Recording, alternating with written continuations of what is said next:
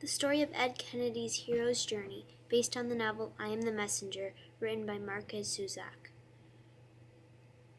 19-year-old Australian cab driver Ed Kennedy wasn't too pleased with what he had accomplished in his life, which he describes as nothing. One day, his hero's journey begins completely unexpectedly, which later changes him and many other people for the better. While waiting in line at a bank one day, the bank is held up by an armed gunman and Ed steps in and saves the bank. Ed becomes temporarily famous for his bravery. A few days later, Ed receives his call to adventure, a mysterious card in the mail with 3 addresses on it. It's the Ace of Diamonds.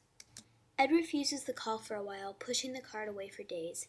Finally, his close friend Audrey says, "Something's going to happen at each of these addresses on that card, Ed, and you'll have to react to it." This motivates Ed to answer his call to adventure because he struggles with having a huge crush on Audrey, whom unfortunately wastes her heart away with boys whom she really does not love.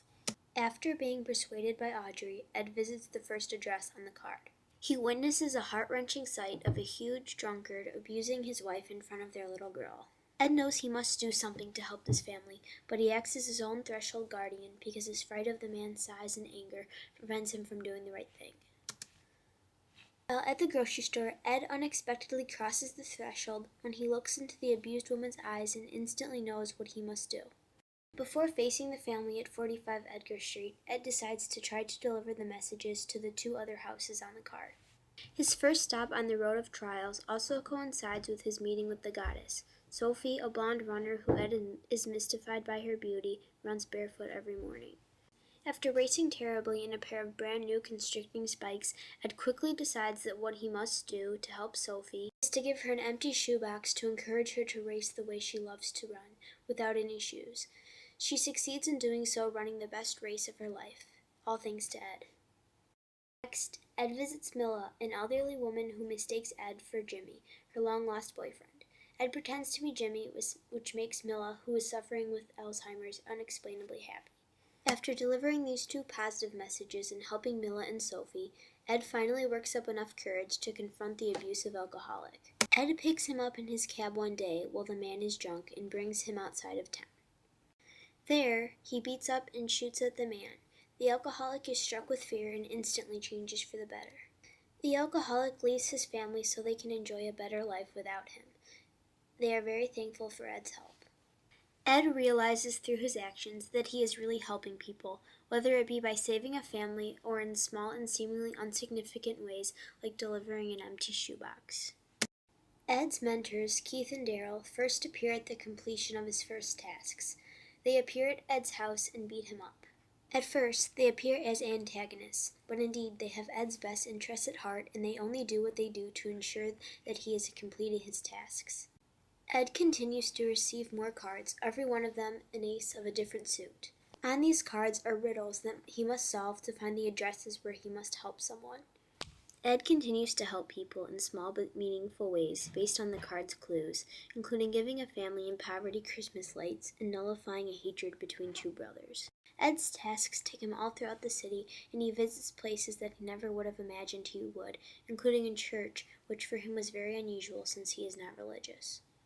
After every task, Ed experiences a small sense of apotheosis because the people he helps are so thankful and amazed by his kindness that they seem to worship him as a god for a few seconds. During his tasks, Ed's dog, who is named the Doorman, acts as Ed's talisman and companion throughout the story. The Doorman is always there for Ed, and they share everything, from the experiences that they have together to the same pot of coffee. When a young boy seems to abduct the Doorman, Ed is completely distraught and is never so happy to see that his dog is safe. Throughout the story, Ed's brother battle occurs with his mother. She is constantly mean to Ed, and Ed does not understand why. During one of his tasks, Ed talks to his mother and learns that Ed reminds her of his father, who was a disappointing husband who unfortunately drank himself to death. Ed's mother has a hard time dealing with the similarities, and that is why she treats him so poorly. After this experience with his mother, Ed is saddened by the similarities his mother sees in him, so he visits his father's grave. He there realizes that his father did have some positive attributes that Ed wants to believe his mother admires about him. The last card that Ed receives, the Ace of Hearts, consists of the clues that lead to 3 of Ed's best friends. These seemingly easy tasks are the hardest tasks that he must complete. Ed's final task of his last card is his internal dragon battle. He must enter the belly of the whale and face his biggest fear. He must tell Sophie that he loves her. After hesitating for a few days, Ed finally works up enough courage to tell Audrey the truth. He simply says, "I am here for you," and Audrey finally succumbs to her masked feelings that she has had for Ed since she met him, and she finally opens her heart to someone who really loves her. Ed has mastered both worlds. He has helped countless people externally and has internally finally achieved a sense of purpose and love. He can now live freely and happily. He has everything he could ask for. Ed officially crosses the return threshold after he receives an unexpected final card, the Joker, with Ed's address on it. Ed learns that the man behind all the cards was the robber of the bank. He had set up the whole thing to uncover the good qualities in Ed so that he wouldn't end up like his father. Ed finally reaches a sense of resolution about what he has accomplished. Through being a hero to countless people in small ways, Ed saves himself from hopelessness and heartbreak and finally reaches happiness. He is his own hero.